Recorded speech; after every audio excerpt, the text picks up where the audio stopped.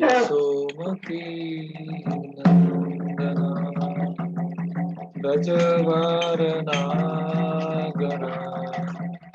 गोकुल रञ्जनकाना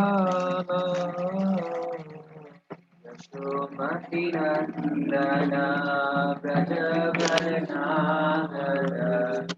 गोकुल रञ्जनकाना यशोमती नन्दना व्रजवरनागरा गोकुल रञ्जनकाना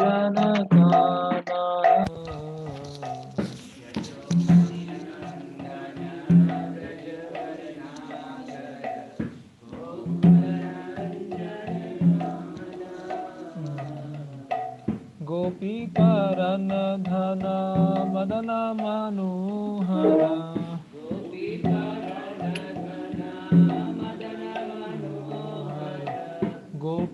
गोपीकरनधन मदन मनोहरा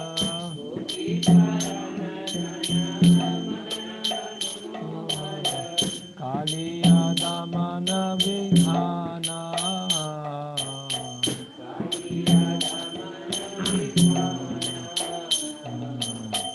कालिया दमन विधाना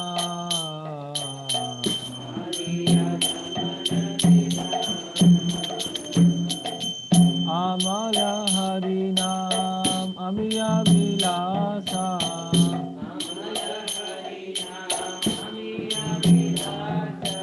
अमल हरिनाम अमिय विलासा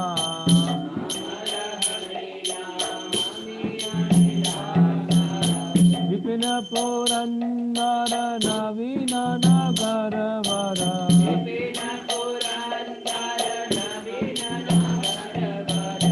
विपिन पुरंदर नवीन नगर वर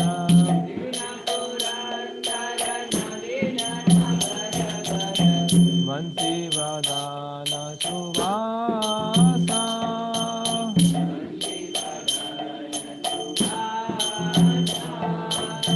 वंशी वदन सुवासा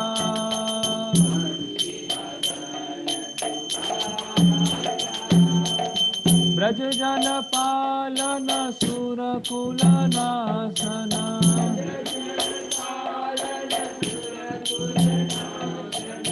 ब्रज जन पालन सुरकुल नाशना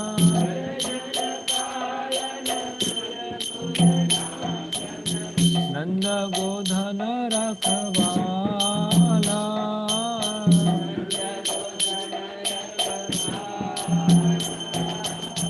नंद गोधन रखवाला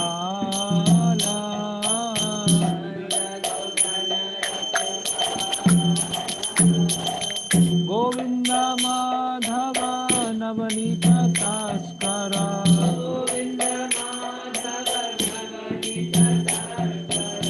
गोविंद माधव नवनीत तस्कर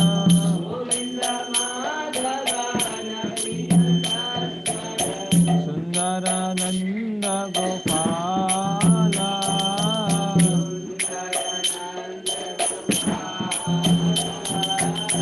सुंदर नंद गोपाला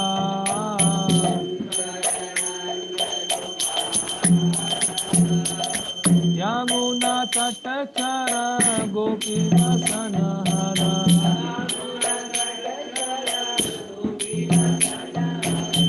यमुना तट चर गोपी वसन हरा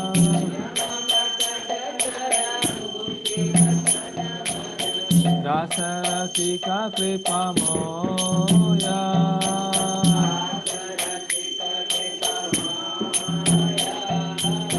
रास रसिका कृपा मोया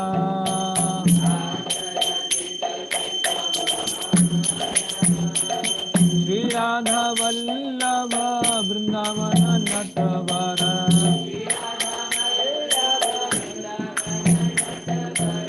श्री राधा वल्लभ वृंदावन नटवर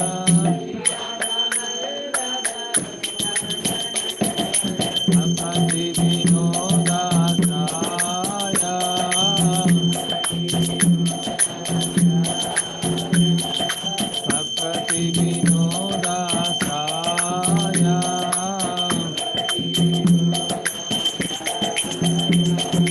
यशोमती नंदन ब्रज वरनागर गोकुल रंजन काना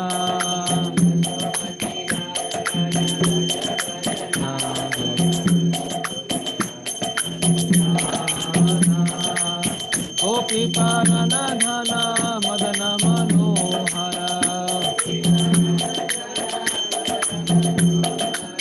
गोपी पालन धन मदन मनोहर कालिया दमन विधान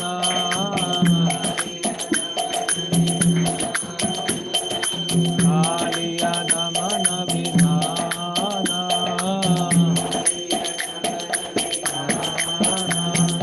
हरे कृष्ण कृष्ण कृष्ण हरे हरे हरे राम राम राम हरे हरे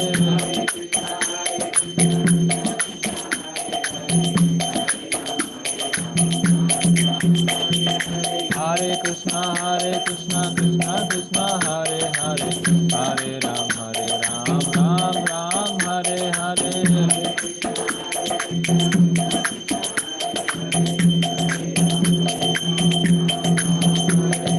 हरे कृष्ण कृष्ण कृष्ण हरे हरे हरे राम राम राम हरे हरे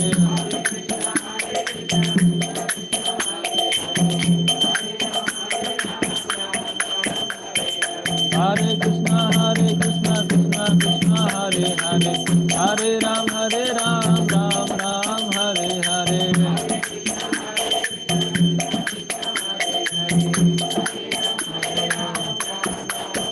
हरे कृष्ण कृष्ण कृष्ण हरे हरे हरे राम राम राम हरे हरे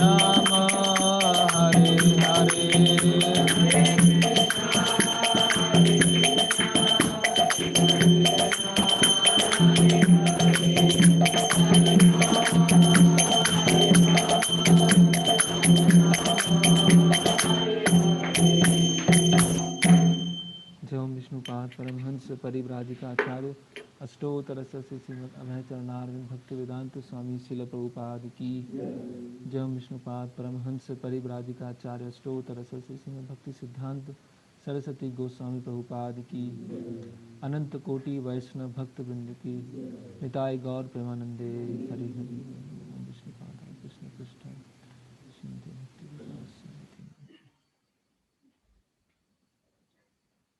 ओम नमो भगवते वासुदेवाय ओम नमो भगवते वासुदेवाय ओम नमो भगवते वासुदेवाय ओम अज्ञानतिमिरन्धस्य ज्ञानञ्जनशलाकया चक्षुरुन्मिलितं येन तस्मै श्रीगुरुवे नमः श्रीचैतन्यमनोभीष्टं स्थापितं येन भूतले स्वयं रूप कदा मह्यं ददाति स्वापदान्तिकं वन्देऽहं श्रीगुरो श्रीयुतपदकमलं श्रीगुरुं वैष्णवं श्रीरूपं साधुजातं सहगणरघुनाथान्वितं सजीवं साद्वैतं सावधूतं परिजनसहितं कृष्णचैतन्यदेवं श्रीराधाकृष्णपादान् सहगणललिता श्रीविशाखान्वितांश्च नमः ओं विष्णुपादाय कृष्णपृष्ठाय भूतले श्रीमते भक्तिवेदांत स्वामिति नामिने नमस्ते सारस्वते देवे गौरवाणी प्रचारणे निर्विशेष शून्यवादी पाश्चात्य सिद्धारणे जय श्री कृष्ण चैतन्य प्रभु नित्यानंद श्री अद्वैत गदाधर शिवासादि गौर भक्तवृंद हरे कृष्णा कृष्ण कृष्ण हरे हरे हरे राम राम राम हरे हरे कृष्ण। जो भी कक्षा सुन रहे हैं अपना नाम टाइप करके चैट बॉक्स में लिख सकते हैं अटेंडेंस के लिए। तो गीता परिचय चल रहा है और कल हमने डिस्कस किया कि भगवत गीता के 5 विषय क्या हैं, भगवत गीता में और अन्य क्या विषय हैं, फिर भगवत गीता का उद्देश्य क्या है, भगवत गीता का सार क्या है, फिर भगवत गीता सारांश में संक्षेप में। उसके पश्चात भगवद गीता के 3 विभाग हमने चर्चा किए। फिर बहुत महत्वपूर्ण एक हमने चर्चा किया, भगवद गीता अध्ययन के 9 स्तर, है ना, अलग अलग 9 स्तरों से भगवद गीता को पढ़ा जाता है। ठीक है। फिर भगवद गीता के ऊपर टीकाएं, और सबसे अंतिम में है आज हम चर्चा करेंगे भगवद गीता का महात्म्य। ठीक है, ओके। तो भगवद गीता के ऊपर जो ये महात्म्य लिखा गया है, श्रील प्रभुपाद जी ने भूमिका में बताया है ना, पेज क्रमांक 26 से 25 से प्रारंभ होता है, 25, 26, 27। तो ये गीता का महात्म्य है ना। ये किन्होंने लिखा है गीता महात्म्य? ये लिखा है आदि शंकराचार्य ने, है ना। शंकराचार्य स्वयं भगवद गीता का गुणगान कर रहे हैं। तो हम देखते हैं।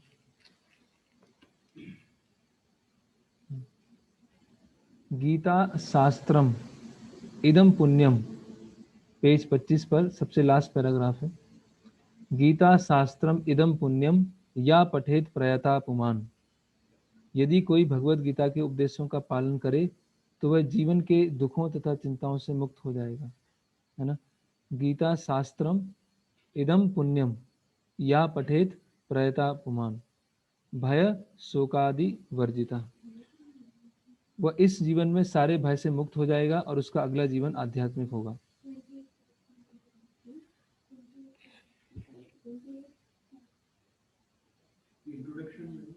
हाँ, भूमिका में, भूमिका के सबसे अंतिम में है। फिर शंकराचार्य बता रहे हैं क्या है, गीता शास्त्रम इदम पुण्यम या पठेत प्रयता पुमान। कभी कभी आध्यात्मिक क्रियाओं को पुण्य बोल दिया जाता है, लेकिन आध्यात्मिक क्रिया अलग है और पुण्य अलग है। और गीता पढ़ने से क्या होगा, दुख और चिंताओं से मुक्त हो जाएंगे। ऐसा अर्जुन के साथ हुआ, है ना। अर्जुन भी गीता सुनने से पहले बहुत व्यथित थे, है ना, बहुत परेशान थे। और गीता सुनने के बाद क्या हुआ, करिष्ये वचनम तब, भगवान जैसा आप कहेंगे वैसा मैं करने के लिए तैयार हूँ, है ना। भय शोकादि वर्जितम, सभी तरह के भय से मुक्त हो जाता है और अगला जीवन क्या मिलता है, आध्यात्मिक मिलता है। गीता अध्ययन शीलस्य प्राणायाम परस्य च नैव संति ही पापानि पूर्व जन्म कृतानि च, है ना। यदि कोई भगवत गीता को निष्ठा तथा गंभीरता के साथ पढ़ता है तो भगवान की कृपा से उसके सारे पूर्व दुष्कर्मों के फलों का उस पर कोई प्रभाव नहीं पड़ता है ना। जो भगवत गीता को निष्ठा से पढ़ेगा, उसका पालन करेगा, वो पाप और पुण्य दोनों से मुक्त हो जाएगा, है ना। क्योंकि गीता पढ़ना क्या है, भक्ति का भाग है ना, भक्ति का एक अंग है। अब भक्ति के अंगों को पालन करने से क्या होगा, जो भी पाप है, जो भी पुण्य है, सब खत्म हो जाएंगे। जहाँ भगवान बोलते हैं कि सर्वधर्मान परित्यज्य माम एकम शरणम व्रज अहम तुम सर्वपापेभ्यो मोक्षयिष्यामि मा शुचा, कि तुम्हारे पाप सारे नष्ट हो जाएंगे। तो हम भगवान बता रहे हैं पाप भी नष्ट हो जाएंगे, पुण्य भी नष्ट हो जाएंगे, है ना। क्योंकि इस संसार में पुण्य भी क्या है, वो भी पाप ही है, क्योंकि दोनों क्या है, बांधने वाले। फिर मलिने मोचनम पुंसाम जल स्नानम दिने दिने सकृत गीता मृतम स्नानम संसार मल नाशनम। तो जैसे व्यक्ति रोज स्नान करते हैं और अपने शरीर को स्वच्छ रखते हैं, है ना। तो अगर कोई भगवत गीता रूपी जो पवित्र गंगा जल है उसमें एक बार भी स्नान कर ले तो भव सागर की मलिनता से वो पूरी तरह से मुक्त हो जाए, है ना। तो इसीलिए हमें ऐसा नियम बनाना चाहिए कि रोज, अभी ये भगवत गीता है तो रोज प्रभुपाद जी की बुक हमें पढ़ना है रोज, चाहे वो 15 मिनट हो। टाइम बहुत बहुत लिमिटेड है, बहुत बिजी है, ये हो गया, लेकिन 15 मिनट तो पढ़ना है। जैसे सूरत में एक भक्त हैं हमारे अरविंदाक्ष प्रभु, तो वो रोज भागवतम के 10 श्लोक पढ़ते हैं रोज, कुछ भी हो जाए। अगर किसी दिन नहीं पढ़ पाएंगे तो फिर उसको बाद में कवर करेंगे, 20 पढ़ेंगे, फिर 30 पढ़ेंगे।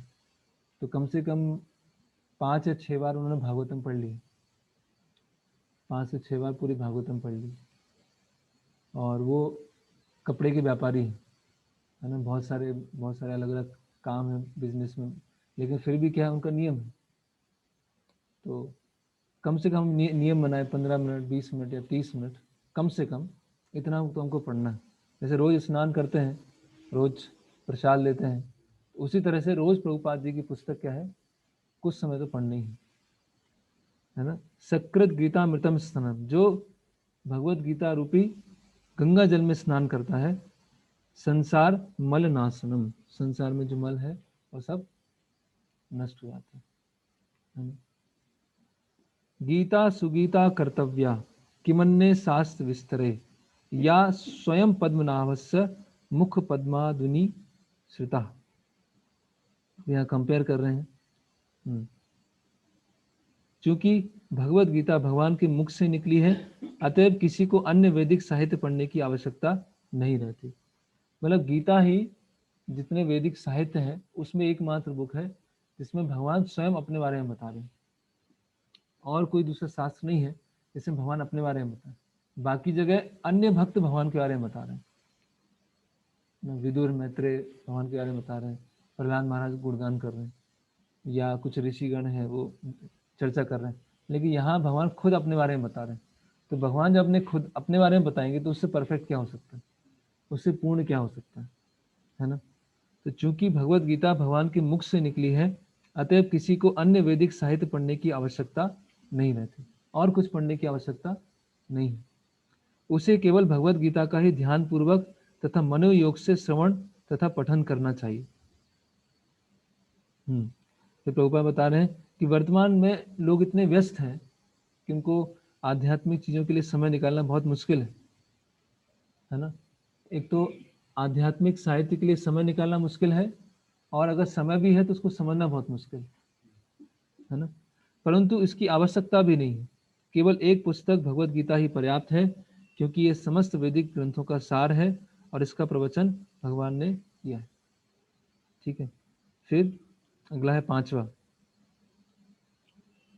भारतामृतम सर्वस्य विष्णु वक्ता धुनि श्रुतम, गीता गंगोतकम पीत्वा पुनर्जन्मना विद्यते।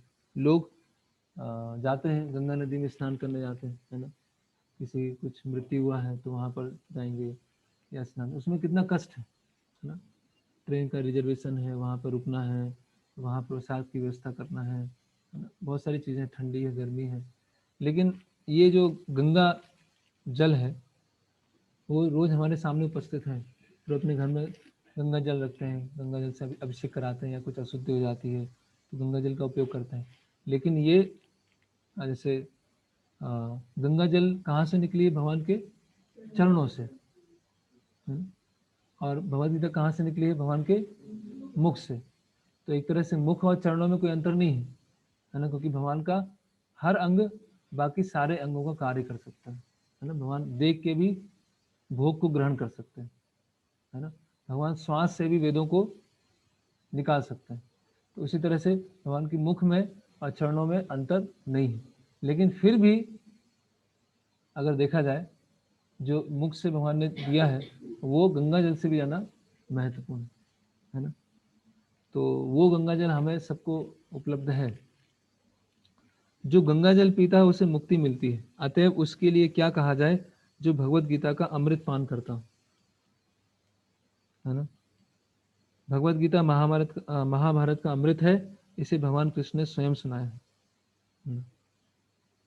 ओके, फिर सर्व उपनिषदो गावो दुग्धा गोपाल नंदना, पार्थो वत्स सुधीर भोक्ता दुग्धम गीता मृतम महत। इस श्लोक को याद कर सकते हैं, अच्छा श्लोक है, प्रचार में काम आता है।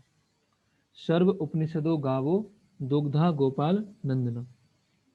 तो सारे जो उपनिषद हैं उनकी तुलना किससे की गई है, एक गाय से की गई है ना। और गाय का सार क्या है, दूध है, और दूध कौन दोहते हैं, ग्वाला। तो भगवान कृष्ण क्या है, ग्वाला, कौले हैं, ठीक है। अब बछड़ा क्या है, दूध पीता है, तो बछड़े कौन है, अर्जुन, है ना। तो सारे उपनिषदों का जो एसेंस है, सार है, वो क्या है, भगवत गीता।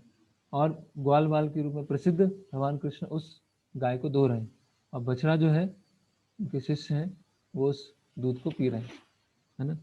यह गीतोपनिषद भगवत गीता जो समस्त उपनिषदों का सार है गाय के तुल्य है, और ग्वाल बाल के रूप में विख्यात भगवान कृष्ण इस गाय को दूह रहे हैं। अर्जुन बछड़े के समान है और सारे विद्वान तथा शुद्ध भक्त भगवत गीता के अमृत में दूध का पान करने वाले हैं। फिर अंतिम एकम शास्त्रम देवकी पुत्र गीतम। अभी देखिए शंकराचार्य स्वयं बोल रहे हैं, हाँ। लेकिन शंकराचार्य के जो अनुयायी हैं वो इस चीज को स्वीकार नहीं करते, है ना। एक ही शास्त्र है और कोई शास्त्र की आवश्यकता नहीं। क्या है? देवकी पुत्र गीतम। जो भगवान कृष्ण ने बोला है बस एक शास्त्र होना चाहिए, है ना, यूनिवर्सल रिलीजन। सार्वभौम वैष्णव समाज। एको देवो देव की पुत्र एवं। एक ही देव है जिनकी पूजा होना चाहिए, वो कौन है? देव की पुत्र कृष्ण की। एको मंत्र से तस्य नामानि यानी। एक ही मंत्र का जप होना चाहिए उनके नाम का, है ना। हरे कृष्णा कृष्णा कृष्णा हरे हरे, हरे राम राम राम हरे हरे। कर्माप्यम एकम तस्य देवस्य सेवा। और एक ही कार्य होना चाहिए उनकी सेवा करना, है ना। तो इस तरह से जो आदि शंकराचार्य हैं उन्होंने ये महात्म्य लिखा। अभी एक दूसरा महात्म्य भी आता है, इंग्लिश बुक, हाँ। एक और महात्मा आता है, वो आता है पद्म पुराण में, है ना, जिसका बुक भी मिलती है।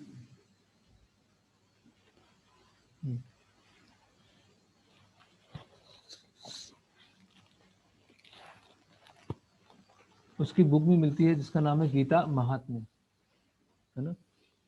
तो उसमें शिव जी और पार्वती जी के बीच में चर्चा है ना।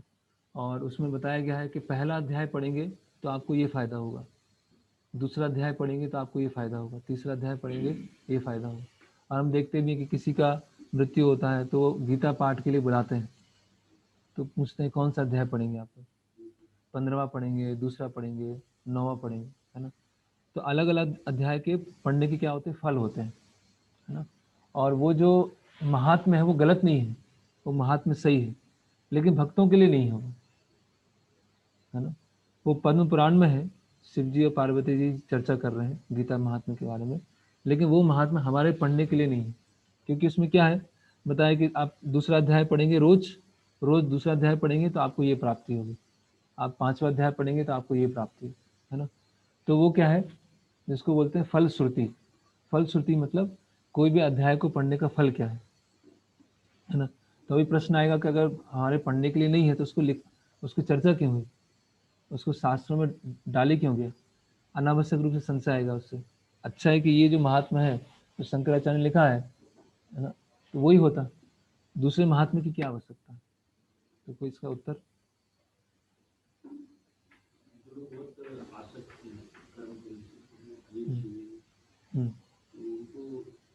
पढ़ेंगे तो भगवदगीता पढ़ेंगे तो कर्म फल जो है वो भी छोड़ेंगे, उससे धीरे धीरे उनका ग्रेजुअल वो। यस। तो ऐसे लोग जो सीधे से भक्ति को स्वीकार नहीं कर सकते हैं, उनको आकर्षित करने के लिए फल श्रुति दी जाती है शास्त्रों में कि आप ये कर लोगे ये मिल जाएगा, ये कर लोगे ये मिल जाएगा, है ना। तो केवल आकर्षित करने के लिए। और एक बार वो भगवत गीता में आया, भक्तों से उसने सुना, तो वो क्या होगा, जो फल श्रुति की इच्छा है वो चली जाएगी, है ना। संस्कारित व्यक्ति भी पढ़ने की चेष्टा रखें, इसलिए कर्मी लोगों के लिए। यस यस, वही कर्मी लोगों के लिए। संस्कारी व्यक्ति भी पढ़ने की इच्छा करें। हाँ, संस्कारी एक जनरल शब्द हुआ, लेकिन ज़्यादातर लोगों को जो कुछ भौतिक कामना है इसलिए भगवत गीता पढ़ते हैं। ओके, तो वो हम गीता महात्म्य वो हम नहीं पढ़ते हैं। और वो इस्कॉन में स्टॉल पर मिलता है, कहीं आप जाएंगे, वृंदावन जाएंगे, मायापुर जाएंगे, तो वहाँ पे वो स्टॉल में मिलेगा गीता महात्म्य, तो उसको हमें नहीं लेना है, उसको हमें पढ़ना भी नहीं। तो प्रश्न आएगा मिलता क्यों है?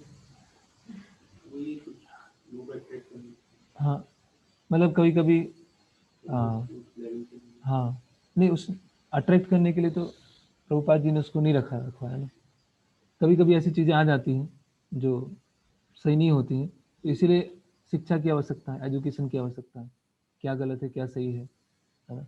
जिस भी हम संस्था जुड़े हुए हैं तो वो वास्तव में संस्था है किस लिए, उसमें सही क्या है गलत क्या है उसकी विवेचना करना।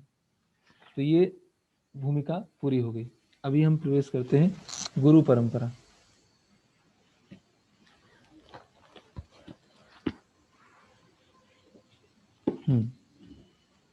ये गुरु शिष्य परंपरा है, ठीक है।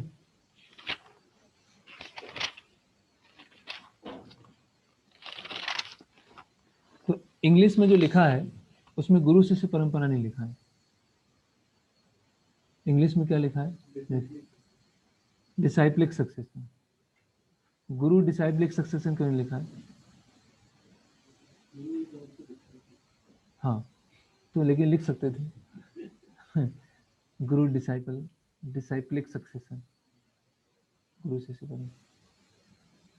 एक्चुअली वास्तव में देखा जाए तो शिष्यों की परंपरा है, अंदर से तो वो शिष्यों की परंपरा है, क्योंकि पहले वो शिष्य होंगे फिर गुरु होंगे, है ना। गुरु अपने आप को गुरु नहीं समझते हैं, गुरु तो अपने गुरु का सेवक समझते हैं और उस सेवक के आधार पर वो फिर शिक्षा देते हैं। तो वास्तव में क्या है, ये शिष्यों की परंपरा है। लेकिन जनरली हम प्रचार में या किसी दूसरे को बताने में क्या बोलते हैं, गुरु शिष्य परंपरा। गुरु कौन है? जो सबसे अच्छा फॉलोअर है, जो फर्स्ट क्लास फॉलोअर है, जो फर्स्ट क्लास शिष्य है, वो अच्छा गुरु बन सकता है ना। तो एवं परंपरा प्राप्तिम एवं राजर्षियो विदु। तो परंपरा के द्वारा ये ज्ञान भगवत गीता का आता था, ठीक है।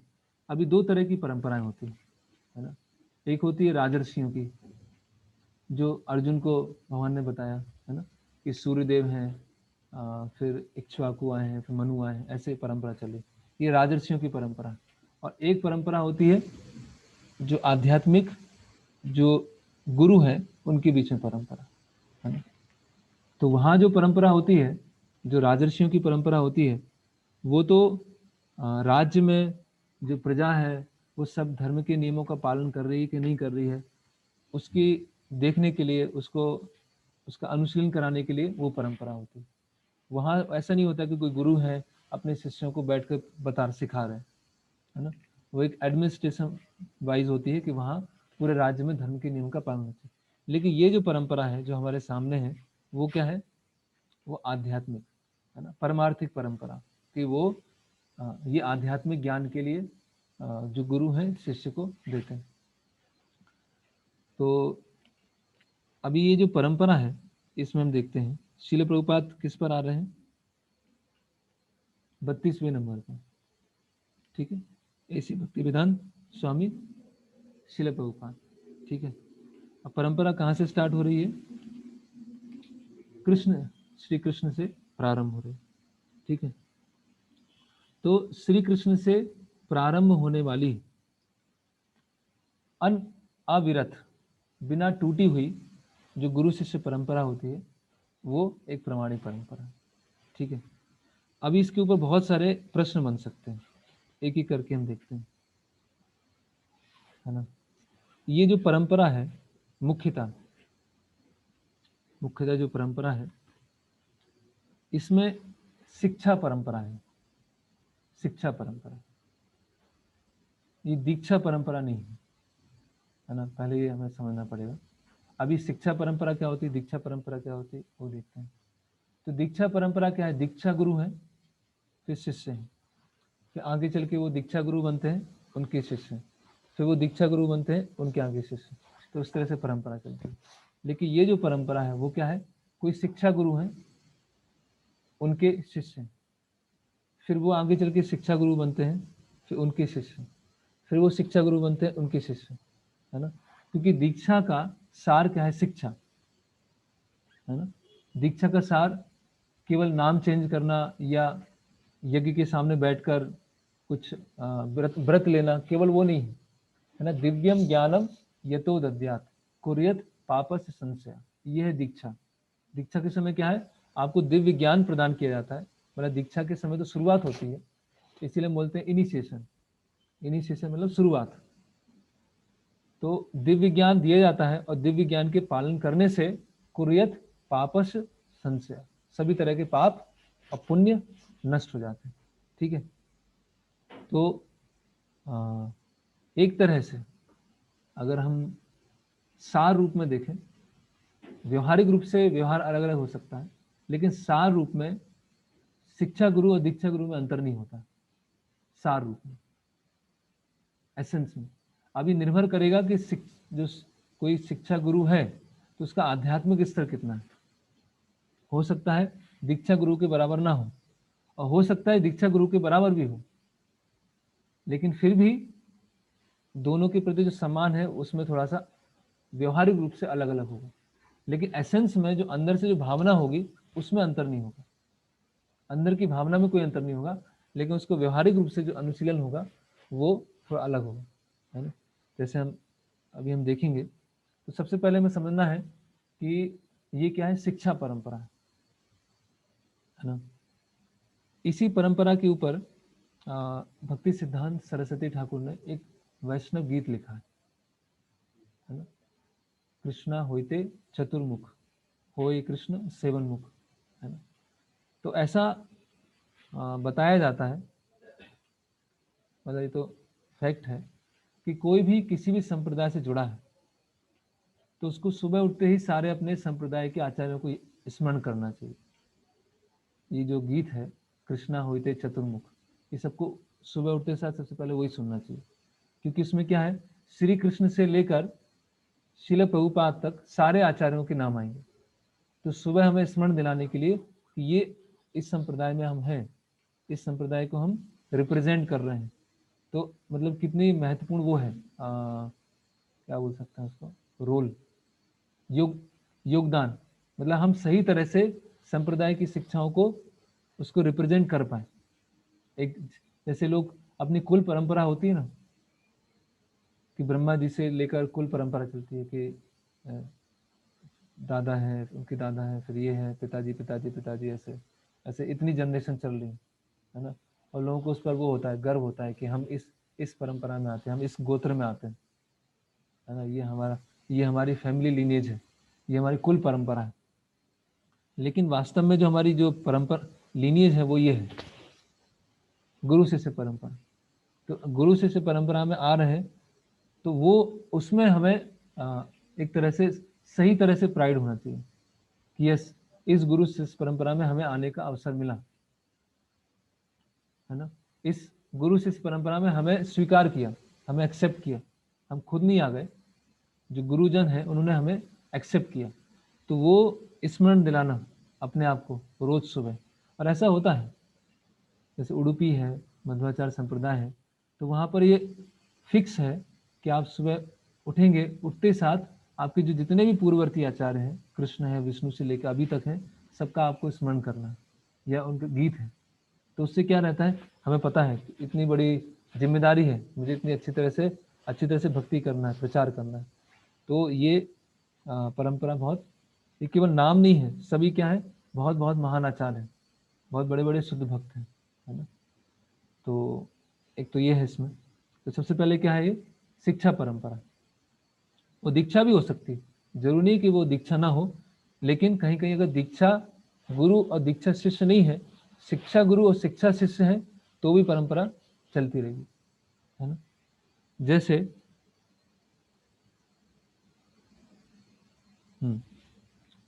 थोड़ा सा हम डिस्कस करते हैं, तो जब चौथा अध्याय आएगा तो हम इसमें और डिस्कस करेंगे। तो भगवान कृष्ण ने ब्रह्मा जी को ज्ञान दिया, है ना। कैसे दिया?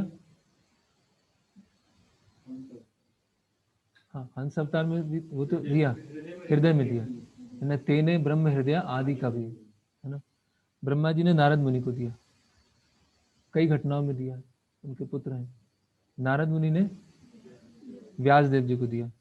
अभी व्यास देव जी आए थे 5000 साल पहले, और जो मध्वाचार्य आए थे वो 1100 साल पहले। अभी इसमें एक है 5000 साल पहले और मध्वाचार्य है 1100 साल पहले, तो दोनों में लिंक कैसे बना? फिर हम बोल रहे हैं कि चेन टूटी नहीं होनी चाहिए, चेन बनी रहनी चाहिए, तो वो तो बहुत पहले आए हैं, दोनों में 4000 साल का डिफरेंस है, फिर कैसे अनब्रोकन डिसाइप्लिक सक्सेशन। नहीं, ऐसे तो फिर जो दूसरे जो ढोंगी गुरु हैं वो ही बोल सकते हैं, वो तो हृदय में प्रकाशित हो गए।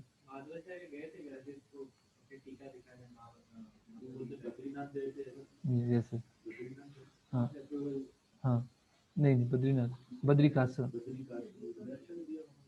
हाँ, तो मध्वाचार्य 2 बार गए थे व्यासदेव जी से मिलने, क्योंकि व्यासदेव जी क्या है, अभी भी हैं चिरंजीवी।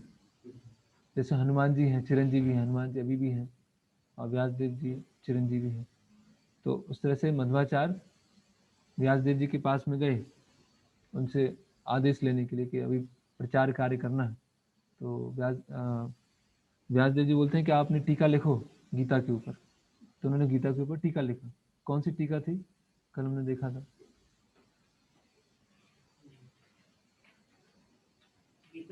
गीता भाष्य। उन्होंने गीता, हाँ, गीता भाष्य लिखा, और गीता भाष्य लेकर वो कहाँ गए, फिर से गए दोबारा बद्रिकाश्रम, और फिर व्यासदेव जी से मिले, और उन्होंने व्यासदेव जी ने टीका पढ़ा, बोले ठीक है अभी आप अप्रूव है, प्रचार करना चालू कर दो। तो इस तरह से वो क्या हो गई, लिंक बन गया। ठीक है, बाकी आचार्यों के बारे में हम कब पढ़ेंगे, चौथे अध्याय के जब चालू करेंगे, है ना। थोड़ा यहाँ देख लेते हैं चैतन्य महाप्रभु के बाद वाला।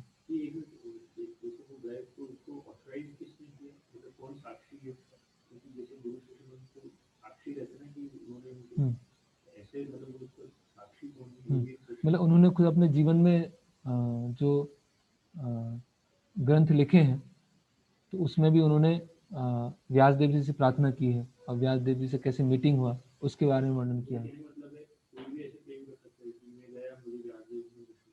हाँ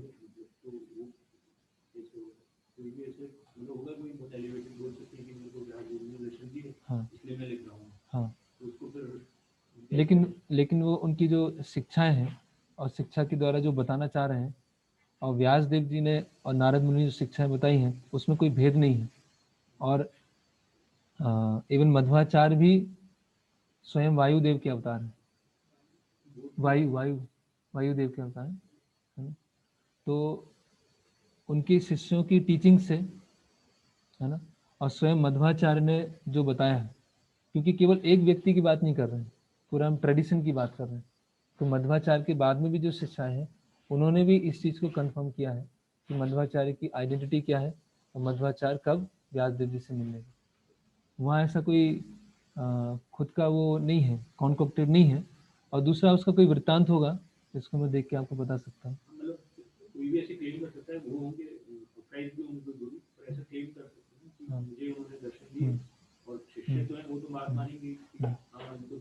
क्या बोले, माधवाचार्य जा रहे थे तो उनके शिष्य भी जा रहे थे, लेकिन वो माधवाचार्य की स्पीड से कोप अप नहीं कर पाए। माधवाचार्य क्या भीम, हाँ, तो वो जिस स्पीड से जंप करते करते जा रहे थे उसमें से उनसे कोप अप नहीं कर पाए। तो ये लेक्चर में उर्दू में सुना था जहाँ पे राणा साहब महाराज की यात्रा थी, तो वहाँ पे माधवाचार्य के भी संप्रदाय के सन्यासी हुए थे, तो ये सब वृत्तांत बताया। मतलब मध्वाचार्य के शिष्य भी साथ में गए थे, लेकिन वो स्पीड उनको रुकना पड़ा उनको। और उसमें देखेंगे, हाँ हाँ जी जी। फिर हम देखते हैं 19 नंबर पर लक्ष्मीपति, है ना। लक्ष्मीपति के बाद कौन है, माधवेंद्रपुरी, है ना। तो जो माधवेंद्रपुरी है, ये कौन सा, इस संप्रदाय का नाम क्या है, एटलीस्ट हमारे संप्रदाय का नाम, हमें नाम भी पता होना चाहिए। हाँ, ब्रह्म मध्व गौड़ीय संप्रदाय। ब्रह्म मतलब जो ब्रह्मा जी से पाला चालू हुआ, मध्व मतलब मध्वाचार्य ने उसको फिर से इस जगत में लेके आए, और गौड़ीय मतलब जो गौड़ देश से, गौड़ देश मतलब हाँ बंगाल है, या गौड़ी का मतलब और एक दूसरा मीनिंग होता है, जो श्रीमती राधा रानी के भक्त हैं उनको गौड़ीय बोलते हैं। तो वो कहाँ से चालू हुआ, चैतन्य महाप्रभु से। तो ब्रह्म, मध्वा, गौड़ीय, वैष्णव, संप्रदाय, ये हमारे संप्रदाय का नाम पूरा है ना। तो चैतन्य महाप्रभु ने मध्वाचार्य को ही क्यों चुना, ये एक साइड पॉइंट है, लेकिन डिस्कस करते हैं। चैतन्य महाप्रभु ने मध्वाचार्य के ही संप्रदाय में क्यों आए?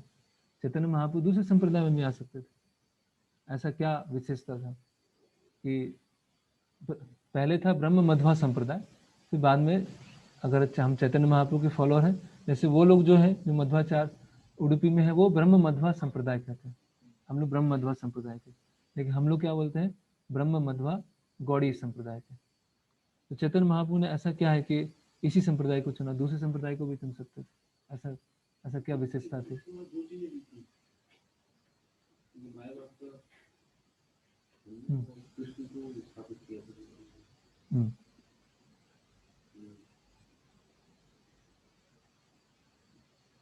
बाकी जगह से भी दो दो चीजें लिया था, बाकी जगह से भी दो दो लिया था। हाँ, कि चैतन्य महाप्रभु ने मध्वाचार्य के संप्रदाय को ही क्यों स्वीकार किया, बाकी तीन भी स्वीकार कर सकते थे, क्योंकि हम उससे समझ पाएंगे ना। हाँ, हम अपने प्रचार में भी वो समझ पाएंगे उसकी इम्पोर्टेंस क्या है।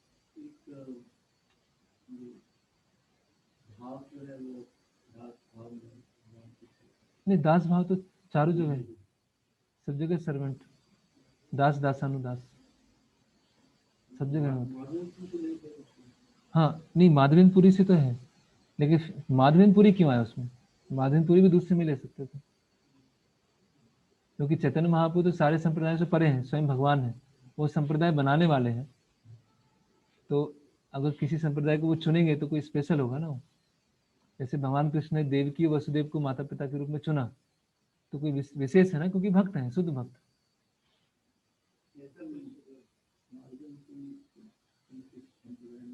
नहीं नहीं, वो तो सर्कुलर रीजनिंग हो गया।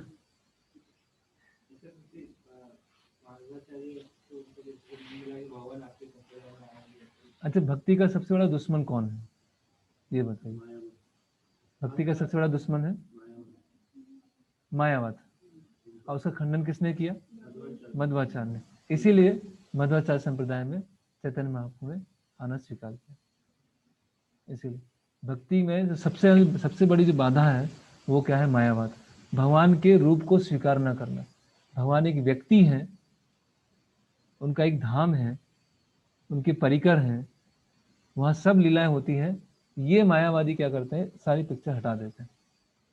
और देखिए और प्रभुपाद जी ने अपना प्रणाम मंत्र में क्या रखा, निर्विशेष शून्यवादी पाश्चात्य देशे तारिणी, कि निर्विशेष और शून्यवाद से पूरा पाश्चात्य जगत क्या है, घेरा हुआ है, उसको श्रील प्रभुपाद ने तारण किया। तो समझने का मतलब ये है, किसी ने लिखा, हाँ ये तो ठीक, समझने का मतलब क्या है कि जो मायावाद है सबके हृदय में पूरा गहराई से बैठा हुआ, कि भगवान को रूप न समझना, या भगवान के आध्यात्मिक जगत नहीं है, सब कुछ शून्य है या सब कुछ ब्रह्म है, भगवान एक व्यक्ति है, उस चीज को मध्वाचार्य ने स्थापित किया। करेक्ट, इसीलिए चैतन्य महाप्रभु ने इसमें आने की। हाँ, तो मध्वाचार्य उनकी जैसे ऐसे करते ना, ऐसे बताते हैं कि जीव और ईश्वर क्या है, अलग अलग है। जीव क्या है, परतंत्र है, और ईश्वर क्या है, स्वतंत्र है। स्वतंत्र और परतंत्र दो लोग अलग हैं, है ना। और हम देखते हैं कि जो भी थोड़ा बहुत आध्यात्मिकता में होगा उसमें सब में मायावाद होता है, सब में मायावाद। सब धार्मिक नियमों का पालन करेंगे, पूजा पाठ करेंगे, सब कुछ करेंगे, और उनसे पूछेंगे लक्ष्य क्या है, मुक्ति, मोक्ष, मुक्ति क्या है, मोक्ष क्या है, वो पता नहीं, या सारे देवी देवताओं को एक समान मानते हैं, है ना, सब कुछ एक है, या ये सोचते हैं कि सब निराकार है और निराकार से वो यहाँ पर आए, है ना। मतलब विविधताएं को, वेराइटीज को खत्म करना चाहते हैं, तो इसलिए चैतन्य महाप्रभु ने स्वीकार किया। ओके,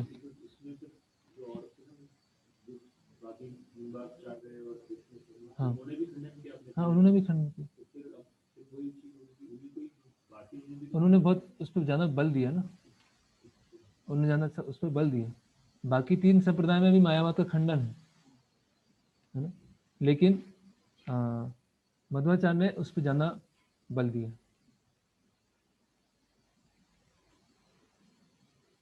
ठीक है, आगे बढ़ते हैं।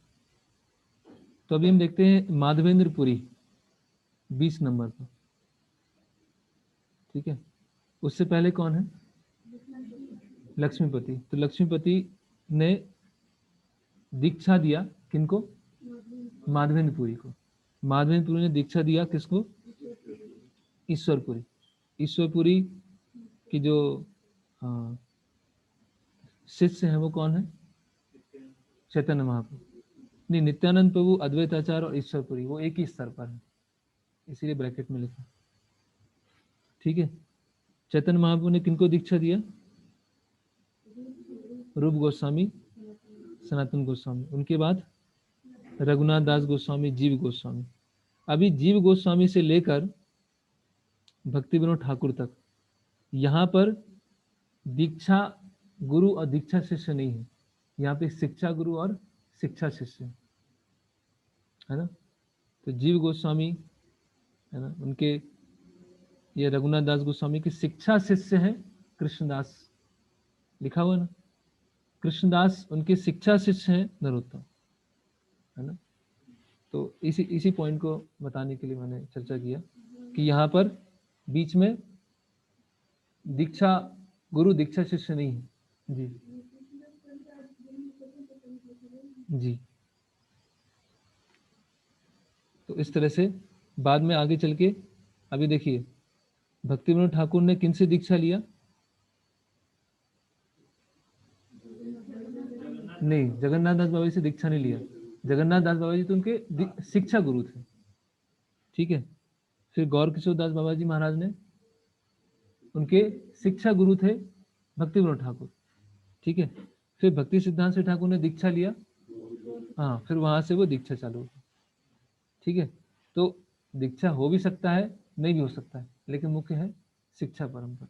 ठीक है, तो जो भी भगवत गीता है मार्केट में जो भी उपलब्ध है, तो सबसे पहले हम इस पे उनको बोले कि आपके गुरु शिष्य परंपरा क्या है ना। जैसे बहुत सारी गीता आती हैं जिसमें इस तरह से प्रस्तुत किया जाता है कि कृष्ण ने गीता द्वापर में बोली और हमारे गुरुजी कलयुग में बोल रहे हैं, है ना। कृष्ण ने बोला, जीसस क्राइस्ट ने कुछ दिया, मोहम्मद पैगंबर ने बोला, और कलयुग में हमारे जो संस्था के गुरु हैं वो बता रहे हैं। मतलब कुछ नई गीता आ रही है ना। गीता पे कुछ यथार्थ वो प्रकाशन डाला जा रहा है ना, कि ओरिजिनल गीता। मतलब अभी वो गीता पुरानी हो गई है, अभी ये कलयुग के लिए हमारे गुरुजी गीता देंगे, और देंगे गीता के नाम पे। जैसे हम देखते हैं ओशो रजनीश, क्योंकि गीता देखेंगे तो 7-8 वॉल्यूम में, बहुत बड़ी गीता है ना। कई लोग बोलते हैं ना आपकी गीता बहुत छोटी, हम तो मोटी वाली पढ़ते हैं, बहुत बड़ी, हम तो बड़ी मोटी गीता पढ़ते हैं, है ना। अभी मोटी हो या पतली हो, उससे फर्क नहीं पड़ता, है ना, कंटेंट होना चाहिए। करेक्ट। ऐसे बहुत सारा कचड़ा है और एक छोटा सा डायमंड है, मतलब हमारे पास तो बहुत सारा कचड़ा है घर में, बहुत सारी चीजें, लेकिन किसी का छोटा सा डायमंड, तो उसमें अंतर है ना, उससे कोई कंपेयर नहीं कर सकते, है ना। तो ये गुरु शिष्य परंपरा के माध्यम से ये भगवत गीता आई। ठीक है, तो ये अभी हमारा गुरु शिष्य परंपरा पूरा हुआ। अभी अध्याय 1।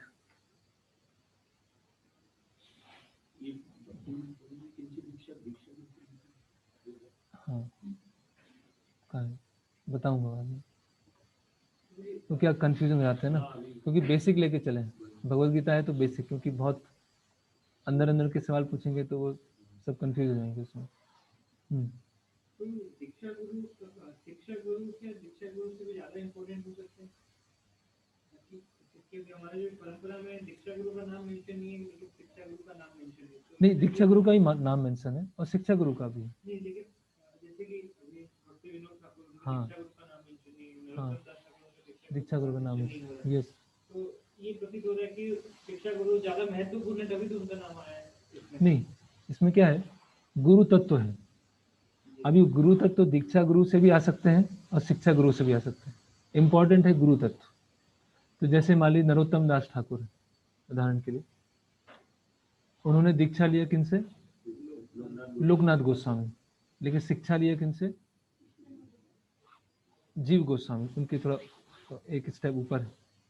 तो अभी जीव गोस्वामी का नाम है परंपरा में, लेकिन लोकनाथ गोस्वामी का नाम नहीं। तो शिक्षा किनसे लिया आपने? इन जनरल जो शिक्षा गुरु होते हैं वो आगे चल के दीक्षा गुरु ही बनते हैं, क्योंकि पहले इतना बड़ा इंस्टीट्यूशन नहीं होते थे ना, एक जगह गुरु है, एक जगह गुरुकुल है, ठीक है। और जो गुरु होते थे इतना भ्रमण भी नहीं करते थे अलग अलग जगह। तो आपने जिनसे शिक्षा लिया, मान लीजिए बचपन में लिया या युवावस्था में आपने शिक्षा लेना चालू किया, वो गुरु भी वहीं पर है, बहुत जगह भ्रमण करने नहीं जा रहे हैं। तो नेचुरली क्या होता था, वो शिक्षा गुरु दीक्षा गुरु बन जाते थे, है ना, ठीक है। ये साधारण, लेकिन कभी कभी जैसे प्रचार कार्य बहुत बड़ा हुआ है ना। और दूसरा, अगर उस समय हम देखें जो आपने प्रश्न पूछा है, उस समय भी ऐसा है कि ठीक है, जो दीक्षा गुरु हैं लोकनाथ गोस्वामी है, और लोकनाथ गोस्वामी ने बोला है कि आप शिक्षा इनसे लीजिए। तो अभी जो दीक्षा का एसेंस तो शिक्षा ही है ना, करेक्ट। इसीलिए कम या ज्यादा की इंपॉर्टेंस नहीं, इंपॉर्टेंस दोनों है, लेकिन शिक्षा ज्यादा इंपॉर्टेंस है। जहां से हम शिक्षा ले रहे हैं वो इंपॉर्टेंट है। और कोई प्रश्न इसमें गुरु शिष्य परंपरा में? किसी का प्रश्न जूम पर?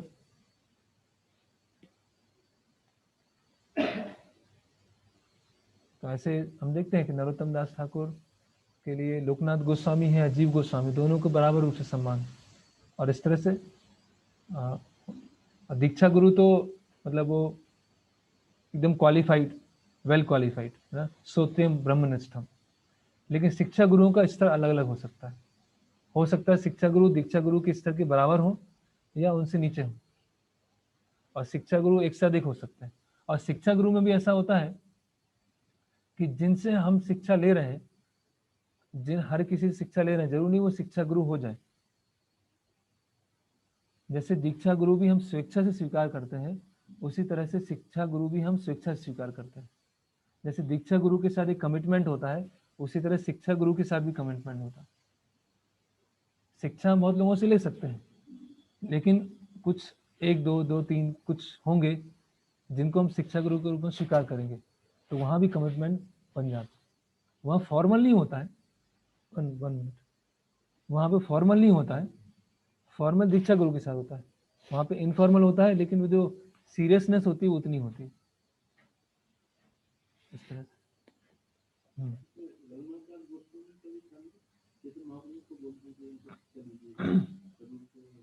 स्वरूप दामोदर,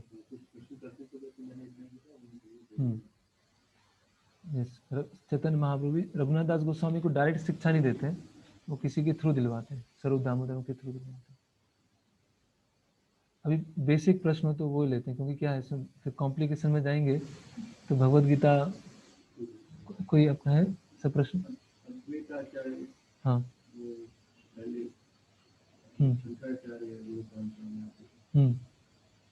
अद्वैत आचार्य शंकराचार्य की परंपरा में आते नहीं, ईश्वर पूरी नहीं आते नहीं। ओके, प्रश्न है followers of Shankar also says that the are from guru lineage, they cite this shloka सदाशिव समारंभम शंकराचार्य मध्यमाम अस्मद आचार्य पर्यंतम वंदे गुरु परंपरम। तो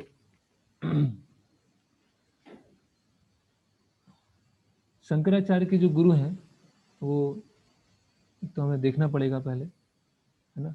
और शंकराचार्य ने स्वयं, क्योंकि शंकराचार्य के बारे में अपने आप में भविष्यवाणी है पद्म पुराण में कि शिव जी आएंगे अपना वेश बदलकर, ब्राह्मण के रूप में आएंगे, और जो आसुरी लोग हैं उनको भ्रमित करने आएंगे। तो स्वयं शिव जी भविष्यवाणी कर रहे हैं खुद की कि मैं शंकराचार्य के रूप में आऊँगा, है ना। पहला तो ये है। और यहाँ पे जो श्लोक है अभी शंकराचार्य से पहले उनकी लीनेज क्या है, उनके जो परंपरा क्या है, वो एक तो जानना पड़ेगा। और शंकराचार्य ने स्वयं ही अपना एक जो मत है उसको प्रारंभ किया। तो इसमें आप उनका जो परंपरा है वो ढूंढ के आप बताइएगा अगले लेक्चर में कि शंकराचार्य से पहले कौन आता है। ठीक है। तो और कोई प्रश्न गुरु शिष्य परंपरा के ऊपर, क्योंकि बहुत महत्वपूर्ण है। ये हट गया तो सब हट गया, और ये है तो हम सही जगह स्थित हैं। शिक्षा गुरु जैसे एक अधिक हो सकती जी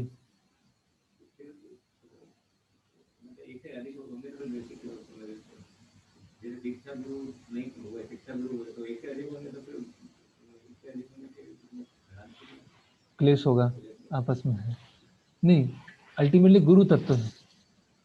अभी गुरु तत्व उनमें भी है, गुरु तत्व इनमें भी है, गुरु तत्व इनमें भी है।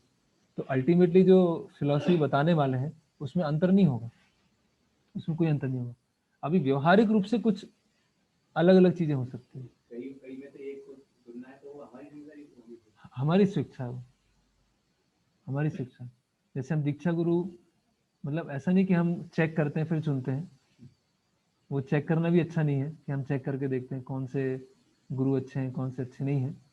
हमारी सिंसियर डिजायर है, हमारी सिंसियर इच्छा है, और फिर हम उसमें देख सकते हैं कि हमें किन से गाइडेंस लेना है। वो स्वेच्छा होती है, उसमें कोई ऐसा नहीं कि आपको नहीं उन्हीं को लेना पड़ेगा, उन्हीं को चुनना पड़ेगा। जैसे कई जगह क्या होता है, उसकी मतलब कमियां भी हैं अच्छाई भी है। काउंसलर सिस्टम होता है ना, कि आपको हर चीज़ क्या है काउंसलर को बताना है, ये आपके काउंसलर है, ये आपके काउंसलर है। तो उसमें क्या होता है कि काउंसलर के ऊपर एक तरह से अंधविश्वास जैसा हो जाता है कि काउंसलर जो भी कहेंगे वो सब सही है ना। ये काउंसलर जो कहेंगे सही क्यों है, क्योंकि वो अपने गुरु से सुन रहे हैं। लेकिन अगर वहाँ पे कहीं त्रुटि आई, कुछ काउंसलर में त्रुटि आई, तो हम आंख बंद नहीं करेंगे, नहीं प्रभु जी जो बोल रहे हैं वो सब सही है, जो प्रभु जी बोलते हैं वो सब सही है ना। तो ऐसे महाराज कई बार अपने प्रवचन में बताते हैं कि जो गुरु हैं वो अपने शिष्यों को इस तरह से सिखाते हैं कि आगे चल के अगर गुरु में भी कुछ समस्या आए तो शिष्य उसको देख पाए, और केवल उनके ब्लाइंड फॉलोअर ना बन जाए कि बस आजकल ये होता है ना पर्सनालिटी कल्ट जैसा होता है, गुरु जी जो बोल रहे हैं बस वो सही है, तो प्रभु जी बोल रहे हैं वो सब सत्य है ना। वो सत्य हो सकता है, क्यों? क्योंकि वो उनसे सुन रहे हैं, वो उनसे सुन रहे हैं। लेकिन कहीं बीच में कहीं समस्या आए तो शिष्य भी इतने दक्ष होना चाहिए कि समझ पाए सही क्या है गलत क्या है। इस तरह तो ये हमारी शिक्षा है, हमें किन से हमें व्यवहारिक रूप से गाइडेंस लेना, हमारी इच्छा पर। लेकिन वहाँ भी कमिटमेंट होता है। तो कुछ कारण हो सकते हैं कि जैसे एक दुकान में हमने चीनी खरीदी, तो वैसे दूसरी जगह हम गए और हमने चीनी मांगी, सस्ते रूप में भी चीनी तो एक है, तो हम किस दुकान से ले रहे हैं फिर वो मायने नहीं रखता। लेकिन अगर कोई चीनी की जगह कोई सफेद दिखने वाली को और अन्य वस्तु है और अपनी वो चीनी छोड़ जा रहा है, हम बोल सकते हैं कि चीनी नहीं होगा। यस, ठीक है। तो गुरु शिष्य परंपरा हो गया। अब पहला अध्याय में आते हैं। कुरुक्षेत्र, क्या है हिंदी में? कुरुक्षेत्र के युद्ध स्थल में सैन्य निरीक्षण। अब ये जो भगवत गीता है, भगवान ने ऐसा नहीं बोला कि अभी पहला अध्याय बोलूंगा फिर दूसरा अध्याय बोलूंगा अभी तीसरा अध्याय बोलूंगा। भगवान ने तो प्रारंभ किया और चलता रहा। फिर व्यास देव जी ने इसको डिवाइड किया है अध्याय, ये जो 18 अध्याय को डिवाइड किया है वो व्यास देव जी ने किया। अर्जुन की तो बातचीत चल रही है, हाँ, एक अध्याय हो गया, थोड़ा ब्रेक ले लेते हैं फिर दूसरा अध्याय चालू करेंगे, ऐसा नहीं, सब चल रहा है ना। और संस्कृत में अलग अलग नाम दिए हैं। तो संस्कृत में इसका नाम क्या है? अर्जुन विषाद योग। अर्जुन विषाद योग। और प्रभुपाद जी ने उसको क्या अनुवाद किया है? कुरुक्षेत्र के युद्ध स्थल में सैन्य निरीक्षण।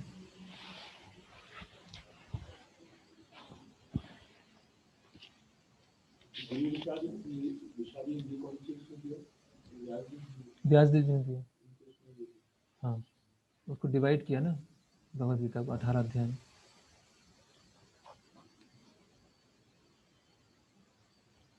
ओके,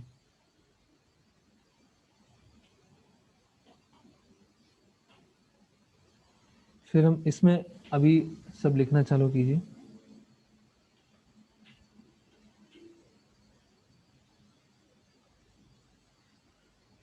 इसमें हम सेक्शन बनाएंगे, विभाग बनाएंगे। तो पहला विभाग है, ऐसे लिखिए, विभाग 1, विभाग 1, और ब्रैकेट में लिखिए 1 से 11।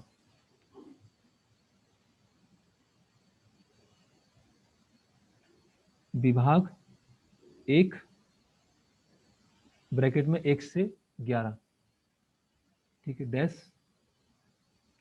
धृतराष्ट्र की जिज्ञासा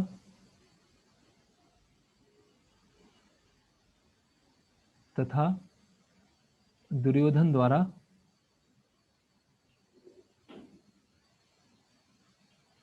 तुलनात्मक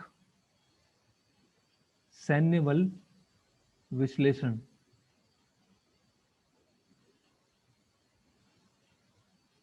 धृतराष्ट्र की जिज्ञासा तथा दुर्योधन द्वारा तुलनात्मक सैन्य बल विश्लेषण। ठीक है, पहले में धृतराष्ट्र जिज्ञासा कर रहे हैं और संजय बता रहे हैं कि दुर्योधन ने क्या क्या किया। विभाग 2, सैन्य बल विश्लेषण।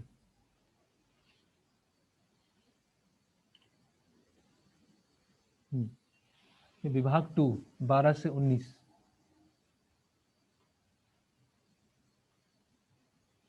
शंखों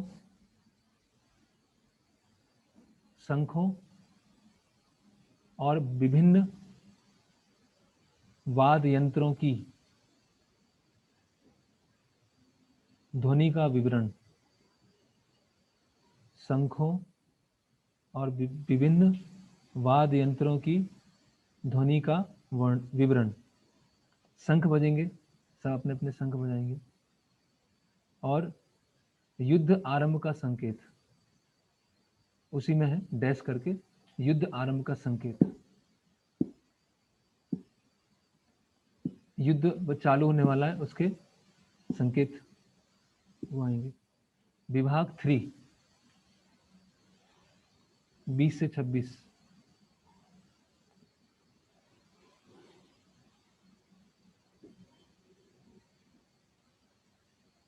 ठीक है, अर्जुन का मोहग्रस्त होना।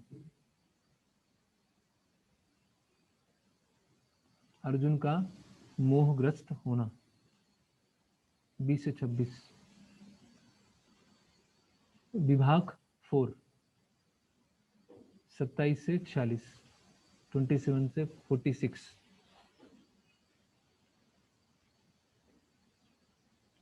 अर्जुन का संबंधियों के लिए करुणा। अर्जुन का संबंधियों के लिए करुणा, संबंधियों के प्रति करुणा। और युद्ध ना करने के लिए तर्क।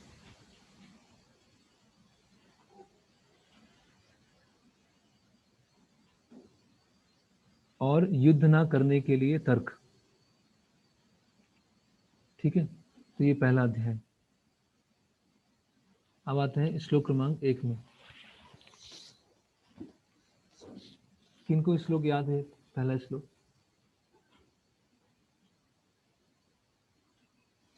ये सबको श्लोक याद करना है ना। धृतराष्ट्र उवाचा धर्म क्षेत्रे कुरुक्षेत्रे समवेता युयुत्सवा माम का पांडवश्चैव किम कुर्वत संजय, है ना। धृतराष्ट्र किन से प्रश्न पूछ रहे हैं? संजय से प्रश्न पूछ रहे हैं। धर्म क्षेत्रे कुरुक्षेत्र, है ना। तो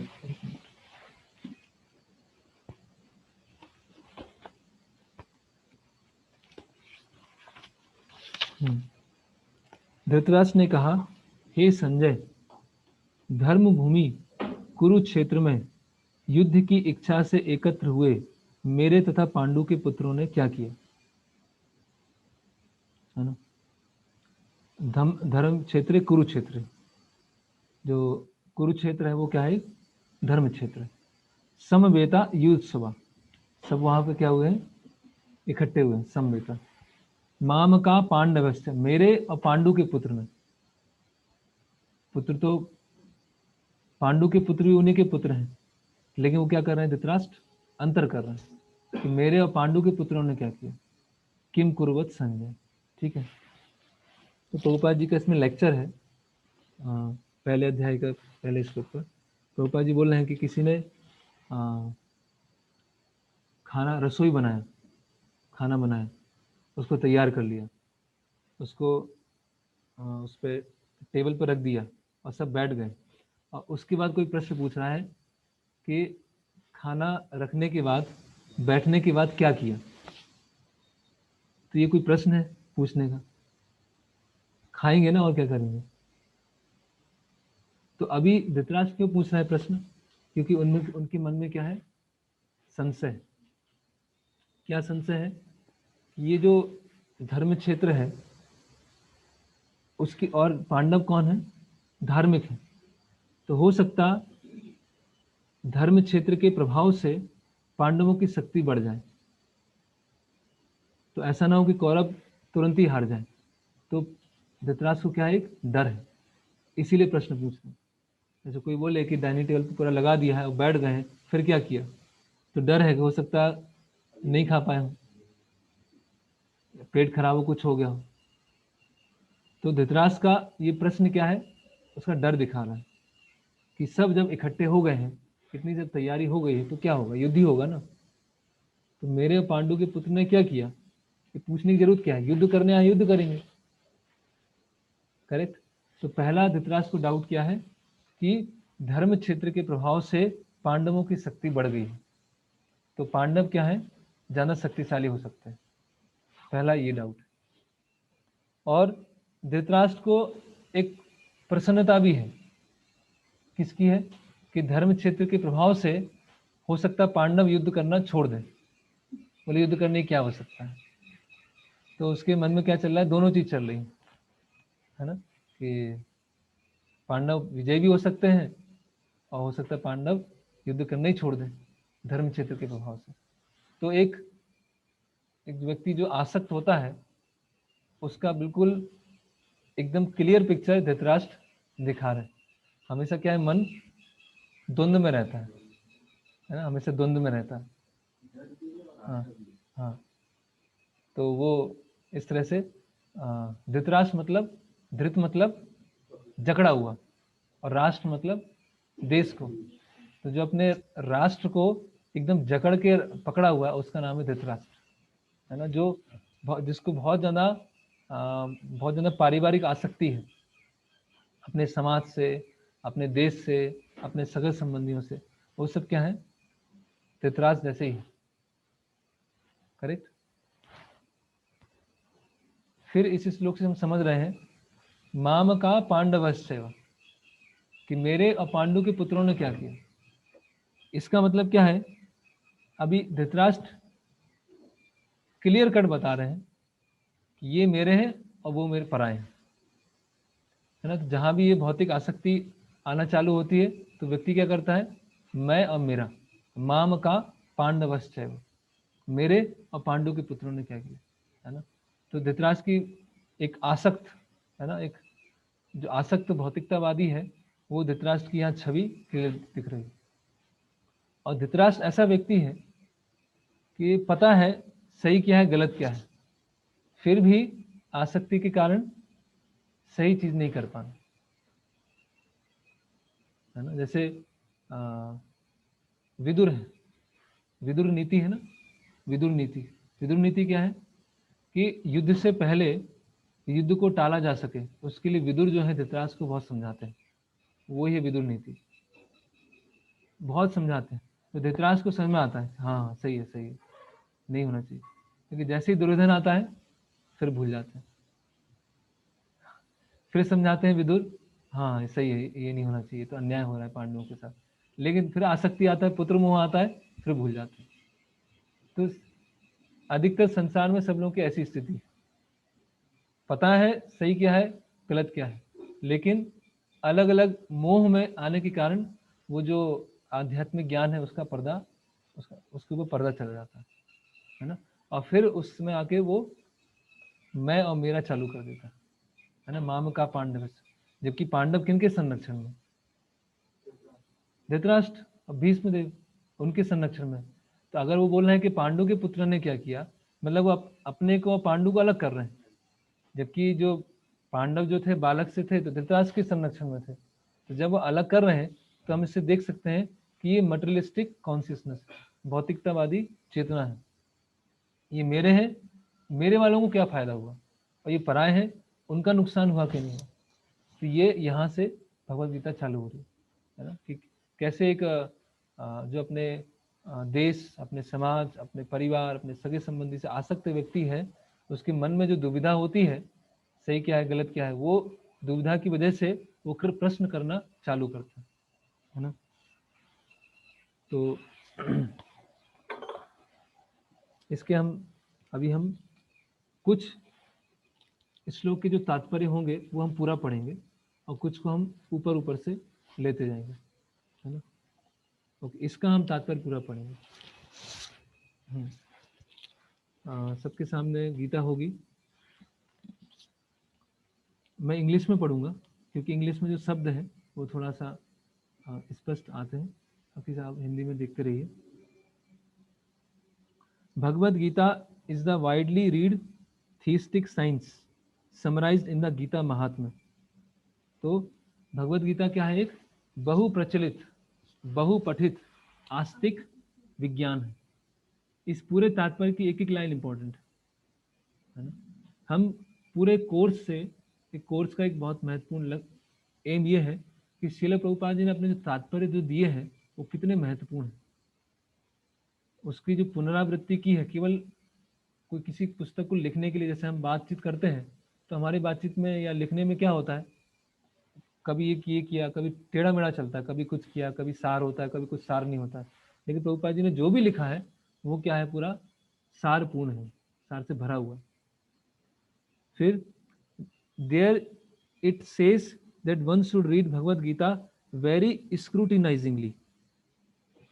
हिंदी में क्या लिखा है? हाँ,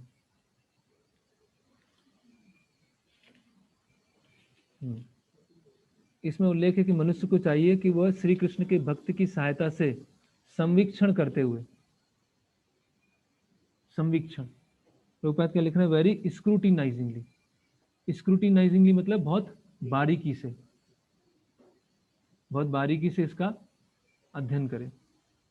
with the help of a person who is a devotee of Shri Krishna and try to understand it without personally motivated interpretations, है ना। कि भगवत गीता को बहुत बारीकी से पढ़ना है, ध्यानपूर्वक पढ़ना है, और ऐसे भक्त से सुनना है जिसके खुद के व्यक्तिगत कुछ मोटिवेशन खुद स्वार्थ प्रेरित, प्रभुपाद लिख रहे हैं यहाँ पर, स्वार्थ प्रेरित व्याख्याओं के बिना, है ना। फिर आगे बढ़ते हैं। The example of clear understanding is there in Bhagavad Gita itself, in the way that teaching is understood by Krishna, who heard the Gita directly from the Lord, है ना। तो भगवद गीता की जो समझ है वो भगवद गीता में ही दी है, उसको अलग से कुछ समझ निकालने की आवश्यकता नहीं है। जो समझ अर्जुन ने ग्रहण किया वही समझ पाठकों को ग्रहण करना चाहिए।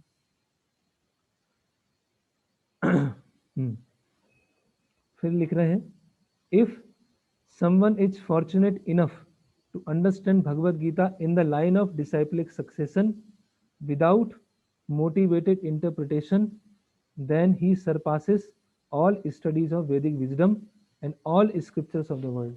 कितना महत्वपूर्ण लाइन है कि अगर कोई भगवद गीता को बिना किसी स्वार्थ प्रेरित व्याख्याओं के गुरु शिष्य परंपरा में सुनता है तो सारे वैदिक अध्ययनों को पीछे छोड़ देता है ना। संसार के सारे स्क्रिप्चर्स का जो ज्ञान है उसको पता चल जाता है अगर भगवद गीता पढ़ता है, मतलब वेदों का भी और संसार के सारे स्क्रिप्चर। फिर लिख रहे हैं जो कल प्रश्न भी था, one will find in the Bhagavad Gita that all that is contained in other scriptures, but the reader will also find things which are not to be found elsewhere. तो भगवद गीता में वो सब कुछ भी है जो बाकी शास्त्रों में भी है, लेकिन भगवद गीता में ऐसी चीज भी है जो कहीं और नहीं मिलेगी। इसके बारे में हमने चर्चा किया था। जैसे भगवान खुद की भगवत्ता के बारे में बता रहे हैं, भगवान पुनर्जन्म के बारे में बता रहे हैं, भगवान अवतार के बारे में बता रहे हैं, ये सब बाकी जगह नहीं मिलेगा। बाकी जगह पुनर्जन्म चल रहा है, कर्म फल चल रहा है, लेकिन उसको डिटेल में समझाना वो भगवद गीता में है ना। This is the specific standard of the Gita, it is perfect theistic science. ये पूर्ण है, पूर्ण आस्तिक विज्ञान, इसमें किसी भी तरह की कोई त्रुटि नहीं है। कुछ श्लोक सही है, कुछ श्लोक सही नहीं है, ये अपने आप में क्या है, कंप्लीट है। इसमें कोई भी तरह की चार त्रुटियां नहीं है, because it is directly spoken by the supreme personality of God. तो प्रभुपाद जी उसको स्थापित कर रहे हैं कि जो भी भगवद गीता पढ़ रहे हैं सार रूप में, कि गुरु शिष्य परंपरा में बिना किसी स्वार्थ प्रेरित व्याख्याओं के बारीकी से अगर हम ये पूर्ण आस्तिक विज्ञान जो कि भगवान श्री कृष्ण ने डायरेक्ट बोला, जिनके अंदर कोई त्रुटि नहीं है, तो उनको सारे वेदों का और संसार में जो दूसरे शास्त्र हैं उन सब का ज्ञान भगवद गीता को पढ़ने से मिल जाएगा। ये पूरे पैराग्राफ का सार, और ये सार हमें भी याद रहना चाहिए, क्योंकि उसमें बाद में फिर एग्जाम होगा तो उसमें खासकर जो महत्वपूर्ण श्लोक है उसके अनुवाद, उसके तात्पर्य वो पता होना चाहिए। फिर आगे बढ़ते हैं। महाभारत में वर्णित धृतराष्ट्र तथा संजय की वार्ताएं इस महान दर्शन के मूल सिद्धांत का कार्य करती है। ठीक है, धृतराष्ट्र और संजय के बीच में वार्ता है। माना जाता है कि इस दर्शन की प्रस्तुति कुरुक्षेत्र के युद्ध स्थल में हुई, जो वैदिक युग में पवित्र तीर्थ स्थल रहा है ना। वहाँ पे यज्ञ होते थे, जैसे परशुराम जी ने क्षत्रियों को भगाया था, है ना। उसके बाद जो स्नान करने आए थे, वो भी जो कूप है, जो कुंड है, वो भी कुरुक्षेत्र में है। लोग वहाँ पे जाते स्नान करते हैं। तो कुरुक्षेत्र के अपने आप में क्या है, बहुत पुण्य भूमि है, तीर्थ स्थान। जगह का भी प्रभाव पड़ता है ना, हम किस जगह पर रह रहे हैं या हमारे घर का वातावरण कैसा है, उस पर हमारी मानसिकता पर प्रभाव पड़ता है। तो जैसे धर्म क्षेत्र है, पांडवों को प्रभावित कर सकती है, या तो वो युद्ध छोड़ दें या फिर उनकी शक्ति बढ़ जाए। तो उसी तरह से जिस तरह के हम वातावरण में अपने आसपास रह रहे हैं उसका प्रभाव पड़ेगा, है ना। जैसे मान लीजिए कोई ऐसा होता है, कोई हम शक्ति पीठ जा रहे हैं, देवी जी की पीठ जा रहे हैं, तो वहाँ पर एक अलग प्रभाव पड़ता है। देखेंगे वहाँ पर थोड़ा थोड़ा भौतिक इच्छा बढ़ती जाती है ना। क्योंकि अधिकतर लोग क्या है, उसी भावना से वहाँ पर घूम रहे हैं, उसी भावना को वहाँ पर बढ़ावा दिया जा रहा है, प्रमोट किया जा रहा है। तो ऐसे वातावरण में आते हैं तो एक ऐसा मन में कि बहुत इच्छा है, शिव जी के मंदिर जाएंगे तो वहाँ पे क्या होता है, कोई शिव जी के मंदिर जाएंगे तो वहाँ पर थोड़ा सा एक वैराग्य जैसा, है ना, या भस्म है ना। तो इस तरह से मतलब शिव जी स्वयं तमोगुण में नहीं है, लेकिन क्योंकि वो जो उपासक हैं वो तमोगुण में है, तो वो एक थोड़ा प्रभाव। लेकिन किसी वैष्णव मंदिर में जाएंगे तो वहाँ पर एक अलग मन की स्तर होगी। तो अगर हमारी चेतना शुद्ध है तो उसको हम अनुभव कर सकते हैं। अलग अलग मंदिर में जाकर या अलग अलग स्थान में जाके वो चेतना अलग तरह से हो जाती है ना। तो स्थान का बहुत प्रभाव पड़ता है, इसलिए खासकर जो घर है तो उसको इस तरह से वातावरण है तो चेतना का अलग प्रभाव पड़ेगा, है ना। और घर में अगर अलग तरह से माहौल है तो उसका चेतना का अलग प्रभाव पड़ेगा।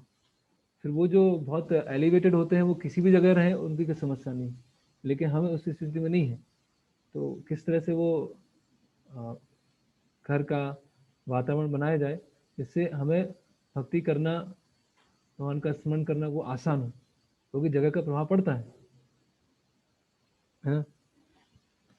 इसका प्रवचन भगवान द्वारा मानव जाति के पथ प्रदर्शन हेतु तब किया गया जब वे इस लोक में स्वयं उपस्थित थे। ठीक है, अभी धर्म क्षेत्र के बारे में वर्णन। धर्म क्षेत्र क्या हो?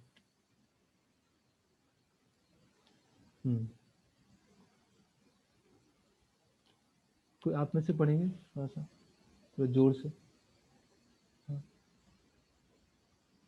धर्म क्षेत्र शब्द सार्थक है, क्योंकि कुरुक्षेत्र के युद्ध स्थल में अर्जुन के पक्ष में श्री भगवान स्वयं उपस्थित थे। हाँ, एक मिनट, अभी वो भगवान के उपस्थित होने से धर्म क्षेत्र हो गया।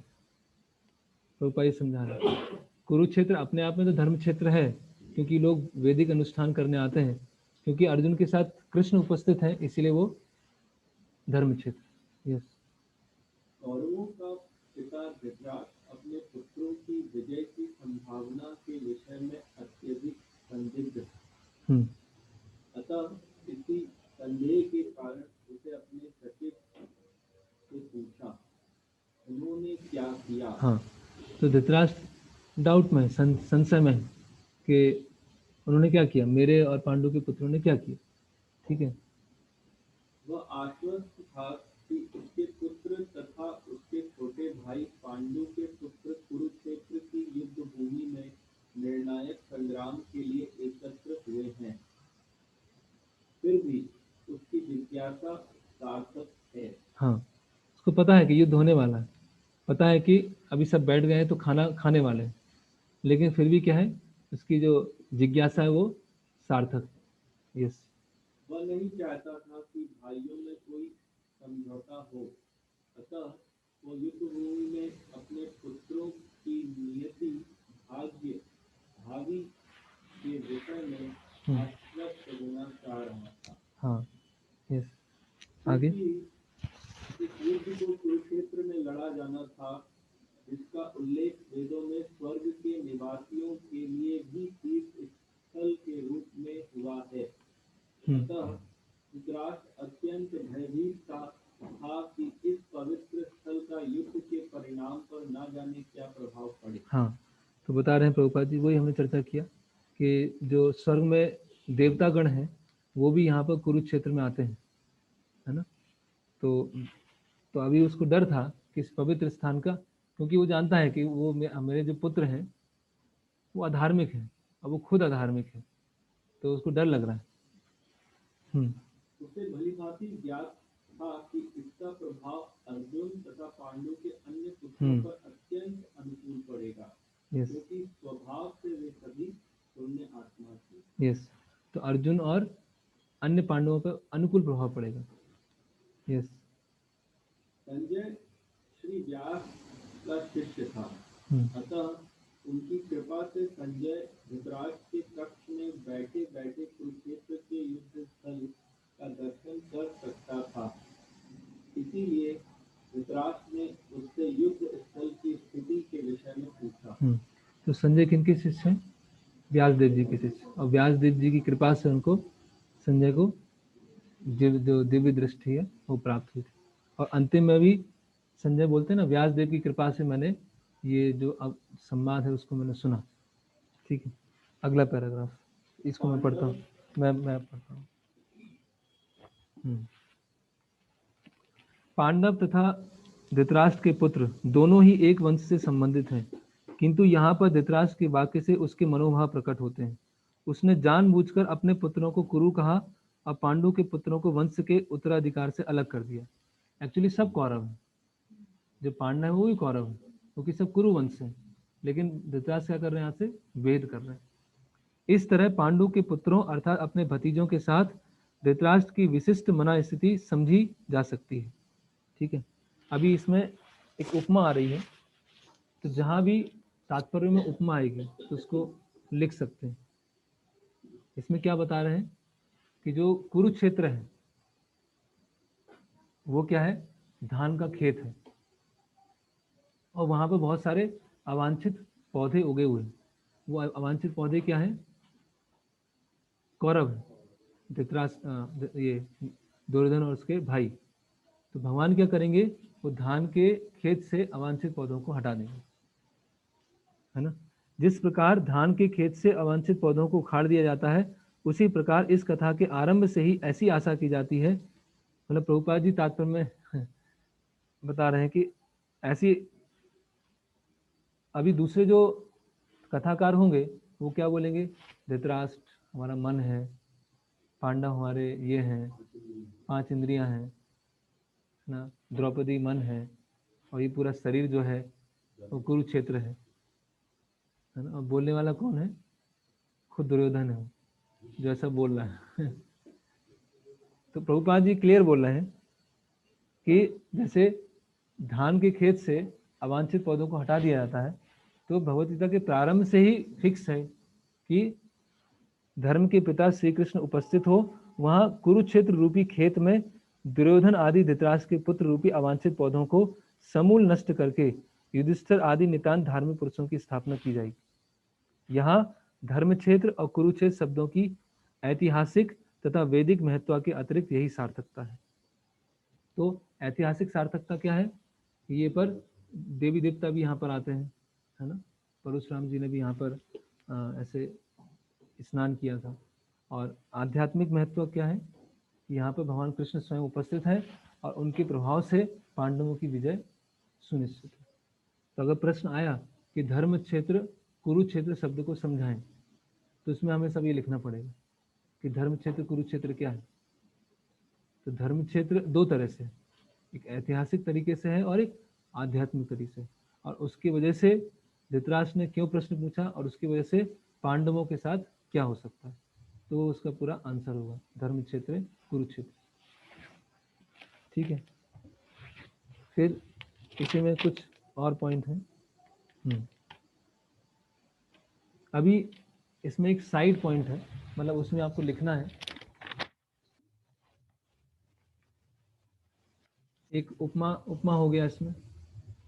ठीक है, और जो पहला पैराग्राफ था कि स्वार्थ प्रेरित व्याख्याओं के बिना अगर गुरु शिष्य परंपरा में हम बहुत बारीकी से भगवद गीता को समझते हैं, जिसमें कोई भी त्रुटि नहीं है, उससे हमें सारे वैदिक ग्रंथों का और अन्य सारे शास्त्रों का ज्ञान भगवद गीता को पढ़ने से मिल जाएगा, जिसमें वेदों की शिक्षाएं तो हैं, लेकिन ऐसी शिक्षाएं भी हैं जो और कहीं नहीं मिलेगी, वो भगवद गीता में। तो ये भगवद गीता की क्या है, स्पेशलिटी है, ये भगवद गीता की क्या है, विशेषता है।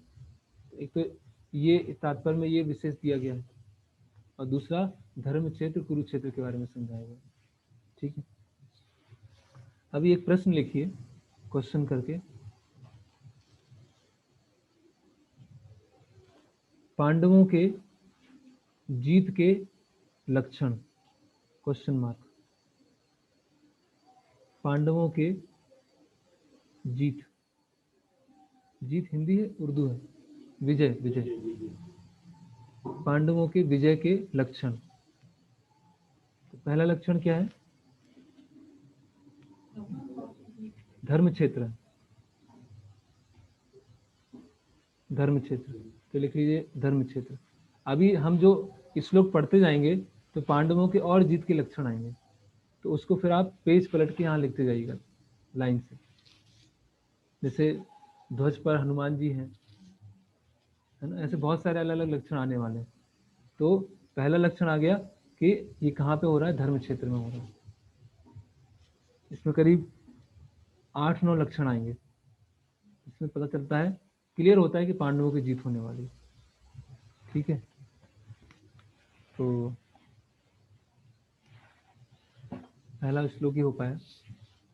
अभी हम दुर्योधन कैसे सैन्य निरीक्षण करते हैं, अलग अलग योद्धा कौन कौन से हैं उनके बारे में हम, और पांडवों की जीत के लक्षण क्या है उसको हम अगले शनिवार चर्चा करेंगे। ठीक है, हरे कृष्ण। कोई प्रश्न है, कोई जिज्ञासा है तो पूछ सकता है।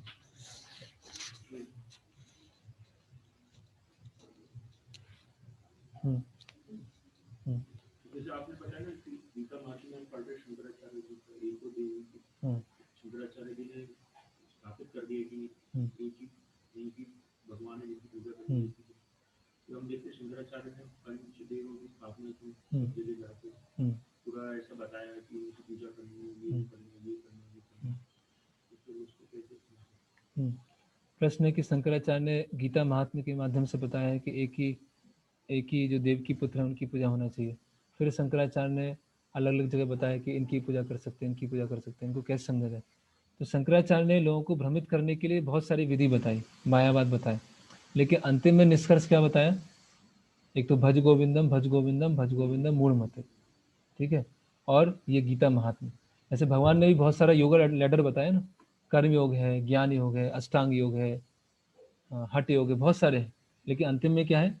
सर्वधर्मान परित्यज्य, है ना। तो आचार्यों की बात को, जब अर्जुन है भगवान कृष्ण की बात को सुन के भ्रमित हो गए, तो हम आचार्यों की शिक्षाओं को सुन के भ्रमित नहीं हो सकते। तो इसीलिए गुरु, साधु और शास्त्र, इन तीनों से हमें लेना पड़ेगा। तो शंकराचार्य अंदर से भक्त हैं, बाहर से मायावादी की तरह अपने आप को प्रस्तुत कर रहे हैं, इस तरह।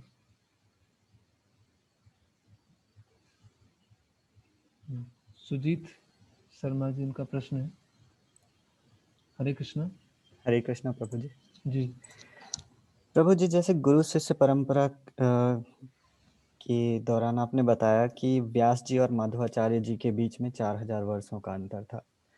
अब ये सम्मेलन इसलिए हो पाया क्योंकि व्यास जी जो हैं वो चिरंजीवी हैं। अब जो व्यक्ति शास्त्रों पे धारणा रखता है वो तो इनको मानेगा, लेकिन जैसे कुछ अभक्त होते हैं जो हमसे तर्क वितर्क मान लीजिए करते हैं, तो हम उनको इस चीज को कैसे कॉन्सेप्चुअली या लॉजिकली समझा पाएंगे?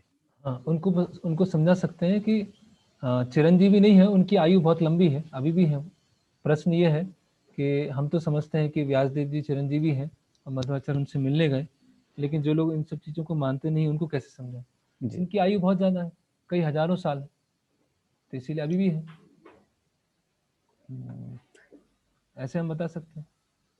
हम वो है ना कूप मंडूक न्याय, कि हमारी 70 साल है, 80 साल है, 100 साल है, तो किसी की हजारों साल हो ही नहीं सकती। ऐसे बहुत सारे लोग हैं जिनकी आयु बहुत लंबी है। ऐसे बहुत सारे योगी हैं हिमालय में, अभी भी ऐसे हैं जो सैकड़ों साल से हैं, कभी कभी आते हैं, कुंभ मेले में आते हैं। ऐसे बहुत सारे योगी हैं जिन्होंने वर्षों से कुछ नहीं खाया, कुछ पिया नहीं है। तो वो सुन के हमें होगा ये तो असंभव है, तो ऐसे कैसे हो सकता है। उसी तरह से व्यास देव जी अभी भी है, व्यास गुफा है, बद्रिकाश्रम है, लेकिन वहां तक कोई पहुंच नहीं पाता। इस तरह से हम समझा सकते हैं। देखिए कहीं ना कहीं तो लॉजिक का एक स्तर होता है, लेकिन कहीं ना कहीं तो हमको फेथ रखनी पड़ती है, श्रद्धा रखनी पड़ती है। अभी जो अपनी अपूर्ण इंद्रियों के द्वारा अपना ज्ञान दे रहे हैं उसके ऊपर हम श्रद्धा रखें, विज्ञान के ऊपर, जो कथाकथित विज्ञान है उसके ऊपर श्रद्धा रखें, या हम ऐसे लोगों पे अपने श्रद्धा रखें जिनके अंदर कोई अनर्थ नहीं है, कोई कपट नहीं है, जो केवल समाज को सही तरह से भगवत ज्ञान देकर आध्यात्मिक जगत ले जाने के लिए अपना पूरा जीवन दिया है, उनके ऊपर श्रद्धा रखें, या ऐसे लोगों के ऊपर श्रद्धा रखें जो चीटिंग कर रहे हैं। तो कहीं ना कहीं तो फेथ रखना पड़ेगा। अगर हम उनको समझा भी देंगे कि व्यासदेव जी का आयु बहुत लंबा था इसलिए वो मिलने गए, तो भी हो सकता नहीं समझे। तो उनको बताएंगे कि जो उन्होंने शास्त्र दिए हैं उसको आप पालन कीजिए, उसको समझने के बाद फिर जीवन में क्या अंतर आता है। तो कहीं ना कहीं तो बेसिक श्रद्धा रखनी पड़ती है, ऐसा। ठीक है जी जी, हरे कृष्ण। धन्यवाद। हरे कृष्ण। और किसी का प्रश्न?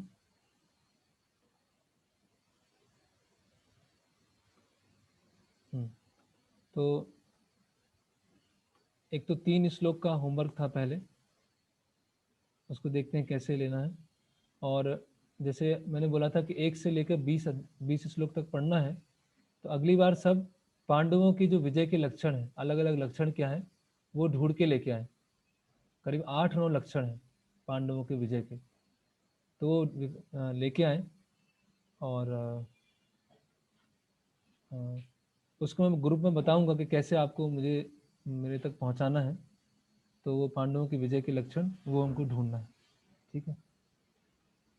हरे कृष्णा। तो यहाँ पे हम विराम देते हैं।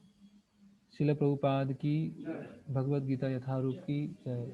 हिताय गौर प्रेमानंदे।